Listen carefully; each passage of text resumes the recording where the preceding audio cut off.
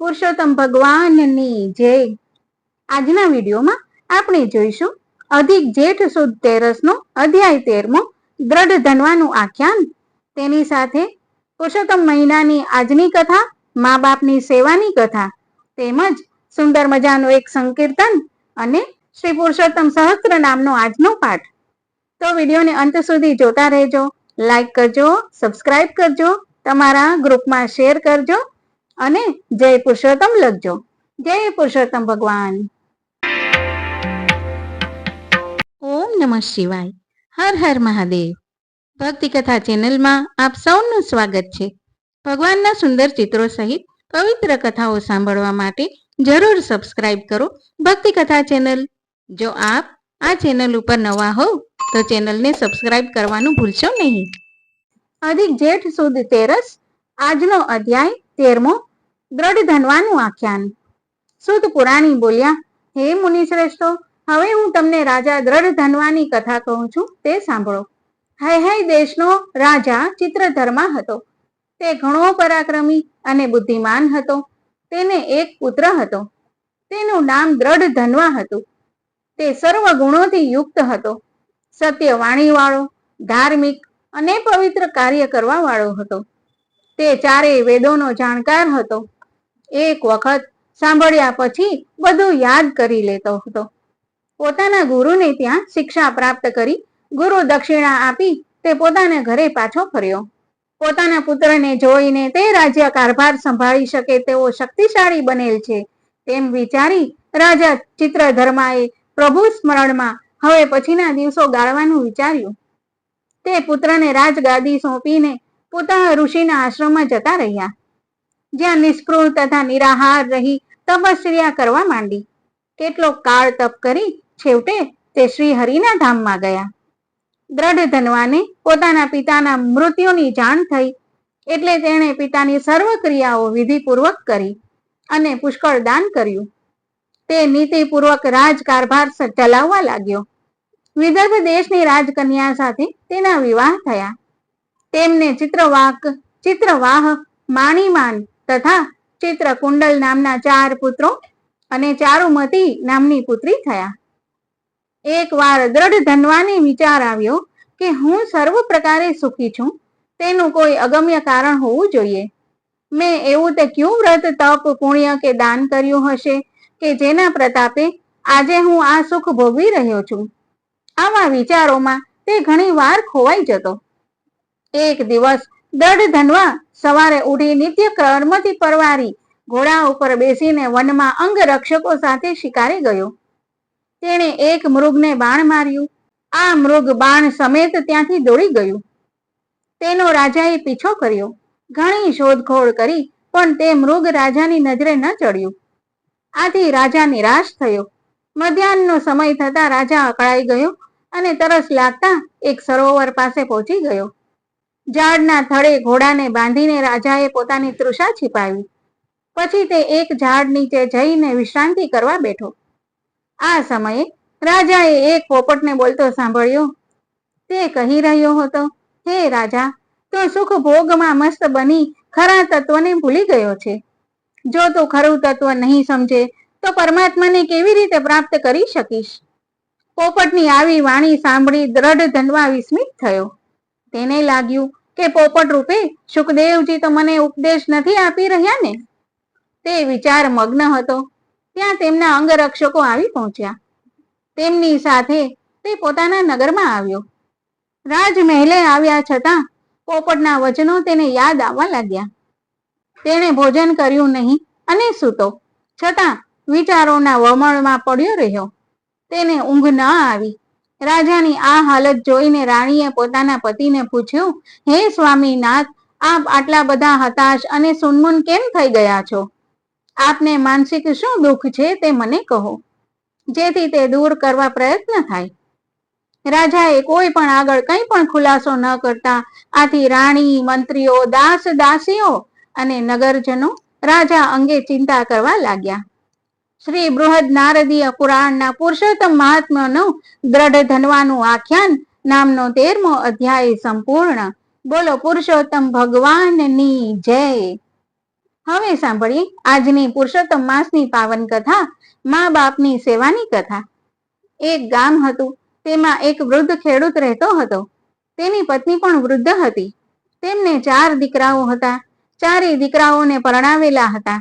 4 દીકરાઓ વારા ફરતી મા બાપથી અલગ થઈ જુદા રહેતા હતા. ખેડૂત અને તેની પત્ની વૃદ્ધ હોવાથી કંઈ કરી શકે તેમ ન હતા, છતાં રગડ દગડ કરી તેઓ બંને પોતાનું પેટીયું ભરી લેતા. તેઓ દીકરાઓ અને વહુઓના ઓશિયાળા થવા માંગતા ન હતા. એવામાં પુરુષોત્તમ માસ આવ્યો એટલે ખેડૂતે પોતાની પત્નીને કહ્યું, આપણે કોઈ એક દીકરાની ભેગા રહીએ અને પુરુષોત્તમ માસનું વ્રત કરીએ. પત્નીએ હા ભણી એટલે તેઓ મોટા દીકરાના ઘરે ગયા. મોટા દીકરા અને તેની વહુએ તેમને આવકાર આપ્યો. વાતમાં ખેડૂતે જણાવ્યું, પુરુષોત્તમ માસ આવ્યો છે એટલે અમે 1 મહિનો તમારે ત્યાં રહીશું, વ્રત કરીશું, કથા વાર્તા સાંભળીશું અને પુરુષોત્તમ ભગવાનનું ભજન કરીશું. જ્યાં 1 મહિનો રહેવાની વાત આવી એટલે મોટા દીકરા અને વહુનું મોં વંકાણું. તેમણે કહ્યું, અમારે ત્યાં સુવાની સગવડ નથી, જેથી તમે નાનાને ત્યાં રહો. ખેડૂત અને તેની પત્ની ત્યાંથી ઉઠીને તેનાથી નાનાને ત્યાં ગયા. તેમણે મા બાપને ઘણા દિવસે આવ્યા છે જાણી આવકાર આપ્યો. જ્યારે 1 મહિનો રહેવાની વાત આવી એટલે તેમણે ગલ્લા તલ્લા કરી તેનાથી નાનાને ત્યાં જવા રહેવા કહ્યું. મા બાપ ત્રીજા દીકરાને ત્યાં ગયા. ત્યાં પણ એવી જ પરિસ્થિતિ થઈ. છેવટે કંઈક નિરાશ વદને તેઓ સૌથી નાનાને ત્યાં ગયા. નાનો સમજુ અને વિવેકી હતો. તેની વહુ પણ સમજુ હતી. તેમણે પોતાને ત્યાં મા બાપને રાખ્યા. દરરોજ ડોસા ડોશી નદીએ સ્નાન કરી કથા વાર્તા સાંભળીને ઘરે આવતા. નાની વહુ તેઓના હાથમાંથી એમના ભીના કપડાં લઈ દરવાજા ઉપર રાખતી. દરવાજા પાછળ એક કોઠી હતી. વૃદ્ધાવસ્થાને લીધે તેઓ ભીના કપડાં બરાબર નીચોવી શકતા નહીં. તેથી તેમાંથી પાણીના ટીપા નીતરીને કોઠીમાં પડતા. ઘરનાને કોઈને ખબર નથી કે આ પાણીના ટીપા મોતીના દાણા બને છે. ડોસા ડોશી એક ટાણું કરતા. તેથી નાના દીકરાની વહુ દરરોજ જુદી જુદી જાતનું જમવાનું બનાવીને સાસુ સસરાને ખવડાવતી અને પાસે બેસી પંખો નાખતી. આ જોઈ ડોસા ડોશીની આંતરડી તેમને આશીષ આપતી. એમ કરતા કરતા પુરુષોત્તમ માસ પૂર્ણ થવા આવ્યો. ડોસા ડોશીએ 2-4 બ્રાહ્મણોને જમાડી કંઈક દાન દક્ષિણા આપી તેનું ઉજવણું કરવાનું વિચાર્યું. તેમની પાસે 2 પૈસા હતા તે તેમણે તેના નાના દીકરા અને વહુને આપ્યા અને ઉજવણું કરવાનું સૂચવ્યું. પુરુષોત્તમ માસના છેલ્લા દિવસે કંઈક કામ પડતા વહુએ કોઠીમાં જોયું તો તેને કંઈક ચમકતું દેખાયું. તેણે અંદર હાથ નાખ્યો તો તેના હાથમાં મોતીના દાણા આવ્યા. તેણે તરત પોતાના પતિને બોલાવીને આ બતાવ્યું. બંને તેમાંથી થોડા મોતી લઈ ગામના ઝવેરી પાસે ગયા અને બતાવ્યા. ઝવેરીએ તે સાચા મોતી છે એમ જણાવ્યું. તેમણે આમાંના થોડા મોતી વેચી રોકડ રકમ લઈ ઘરે આવ્યા. મા બાપના પ્રતાપથી અને પુરુષોત્તમ ભગવાનની કૃપાથી આ બધું થયું તેમ તેમણે માન્યું. તેમણે પોતાના મા બાપને આ વાત કરી. બધા રાજી થયા. હવે 2-4 બ્રાહ્મણોને બદલે 51 બ્રાહ્મણોને નોતરા અપાયા. પોતાના ભાઈઓ ભાભીઓને પણ જમવા બોલાવ્યા. સગા વહાલાને પણ જમવા બોલાવ્યા. સારી રીતે ઉજવણું કરવામાં આવ્યું. 51 બ્રાહ્મણોને પણ સારી દક્ષિણા આપી. 3 ભાઈઓ અને તેમની વહુઓ ભેગા થઈને આપસમાં વાતચીત કરવા લાગ્યા કે નાના પાસે આટલી બધી સંપત્તિ આવી ક્યાંથી? ચોક્કસ આમાં કંઈક ગોટાળા છે. તેઓ જુદા જુદા તર્ક વિતર્ક કરવા લાગ્યા. સૌથી મોટાની વહુએ ધીમે રહીને નાની વહુને પૂછ્યું, આ તમે ઉજવણું તો ભારે ધામધૂમ પૂર્વક કર્યું, પણ તેના પૈસા આવ્યા ક્યાંથી? નાની વહુએ બધી વિગતવાર વાત કરી. આથી 3 મોટી વહુઓને પસ્તાવો થયો. તેમણે નક્કી કર્યું કે હવે પુરુષોત્તમ માસ આવે ત્યારે અમે બા બાપુને અમારે ત્યાં રાખીશું. 3 વહુઓ પુરુષોત્તમ માસની વાટ જોવા લાગી. પાછો પુરુષોત્તમ માસ આવી પહોંચ્યો. 3 વહુઓ સાસુ સસરાને રાખવા લડવા લાગી. છેવટે બધાએ મળીને નક્કી કર્યું કે સૌથી મોટો દીકરો મા બાપને રાખે અને છેવટે જે મોતી મળે એમાં 3ને ભાગ રહે તેમ ગોઠવ્યું. મોટા દીકરાની વહુએ પુરુષોત્તમ માસના આ પહેલા દિવસે જ મા બાપને કહી દીધું, તમે નદીએ સ્નાન કરીને આવો એટલે તમારા ભીના કપડાં અમને આપી દેજો, તેને બહુ નીચોશો નહીં. મા બાપ બિચારા વહુ જેમ કહે તેમ કરવા તૈયાર થયા. હવે દિવસો વીતવા લાગ્યા. વહુ લાલચની મારી મા બાપને સાચવવાનો ડોળ કરતી હતી. તેને તો મોતીના જ સ્વપ્ન આવ્યા કરતા હતા. છેવટે પુરુષોત્તમ માસ પૂરો થયો ત્રણેય દીકરા અને વહુઓએ મળી ઉજવણું કરવાનું ગોઠવ્યું. તેમણે તો આખા ગામને જમવાનું આમંત્રણ આપ્યું. ઉજવણું થયું, ગામને જમાડ્યું અને બ્રાહ્મણોને સારી દક્ષિણા આપી. બધું કામ પતી ગયા પછી ત્રણેય દીકરા અને વહુઓ જ્યાં કોઠી રાખી હતી ત્યાં ગયા અને કોઠીમાં હાથ નાખી મોતી લેવા પ્રયત્ન કર્યો તો તેમના હાથમાં માટીવાળું પાણી આવ્યું. આથી ધીરજ ન રહેતા છ જણાએ કોઠીમાં હાથ નાખ્યો. તેના ભારથી કોઠી હેઠી બેઠી. અંદર જોયું તો મોતી શાના હોય? પાણી પીને કોઠી ઢીલી થઈ ગઈ હતી. આ જોઈ સૌના મોં પડી ગયા. દીકરાઓ ને દીકરાની વહુઓ ડોશા ડોશી ઉપર ખીજાયા અને કહેવા લાગ્યા, તમે નાનાને ત્યાં સરખી રીતે પુરુષોત્તમ માસ નાયા હશો અને અમારે ત્યાં કપટથી નાયા હશો, નહીં તો આમ બને નહીં. ખેડૂતે કહ્યું, દીકરાઓ, અમે તો એક જ ભાવથી નાહ્યા છીએ, પણ તમારો સ્વાર્થ અને લોભ તમને નડ્યો છે. ભગવાન તો બધુંય જાણે છે.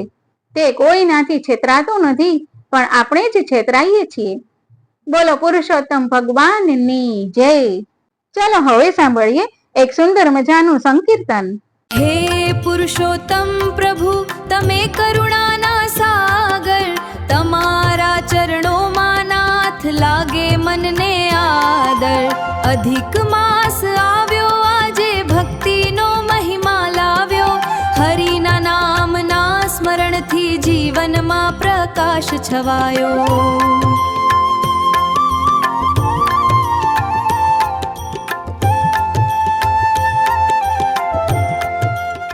શ્રી પુરુષોત્તમ સહસ્ત્ર નામનો આજનો પાઠ. ઓમ જાતિ સ્મરણ હેત્વેક પૂજા ભક્તિ સ્વરૂપ દાય નમઃ. ઓમ યજ્ઞાય નમઃ. ઓમ ભયાન મનુતાત્રે નમઃ. ઓમ વિભવે નમઃ. ઓમ બ્રહ્મ વ્રતાશ્રયાય નમઃ. ઓમ સત્યસેનાય નમઃ.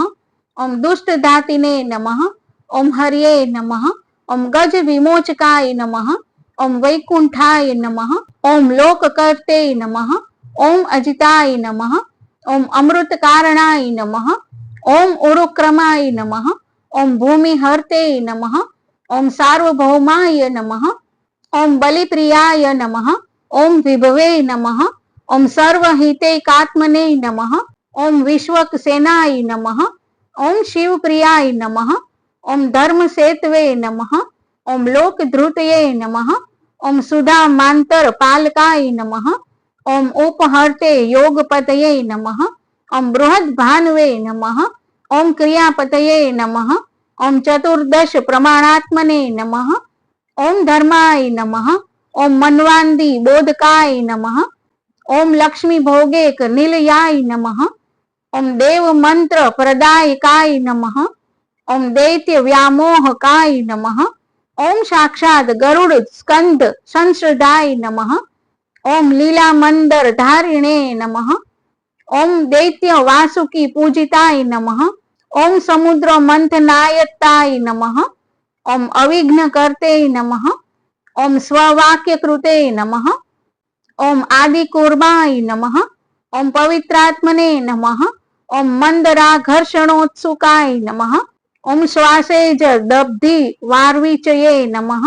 ઓમ કલ્પાંતાવધિકાર્ય કૃતે નમઃ. ઓમ ચતુર્દશ મહારત્નાય નમઃ. ઓમ લક્ષ્મી સૌભાગ્ય વર્ધનાય નમઃ. ઓમ ધન્વંતરયે નમઃ. ઓમ સુધાહસ્તાય નમઃ. ઓમ યજ્ઞભોક્ત્રે નમઃ. ઓમ આરતી નાશનાય નમઃ. ઓમ આયુર્વેદ પ્રણેત્રે નમઃ.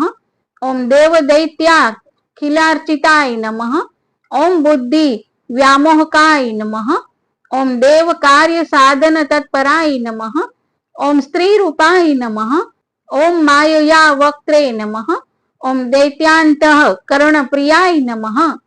પુરુષોત્તમ ભગવાનની જય.